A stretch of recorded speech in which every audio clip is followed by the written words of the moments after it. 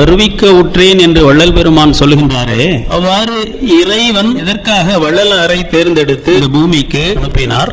ஞான சபையை ஏன் கட்டச் சொன்னார்? அந்த ஞான சபையிலே என்ன அரிய ஞான ரகசியங்கள் உள்ளன?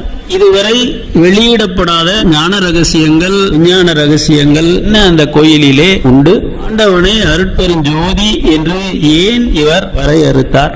உண்மை என்ன என்பதை புத்த சன்மார்க்கிகளாகிய நாம் தெளிவாக தெரிந்து கொள்ள வேண்டும். மனிதனுடைய மெய்ப்பொருள் எது? ஆன்மா, உயிர், பொது.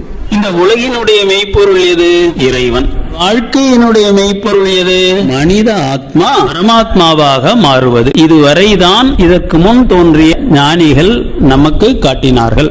மனிதன் அடைய முடியுமா என்கின்ற கேள்விகளுக்கெல்லாம் இல்லை என்ற பதிலே கிடைத்து வந்தது. அதனால்தான் இறைவன் என்ன செய்கின்றான்? வள்ளலாரை தேர்ந்தெடுத்து இந்த பூமிக்கு அனுப்புகின்றான். இந்த கேள்விகளுக்கெல்லாம் ஆம் என்று போய் பதில் சொல்லிவிட்டு வா.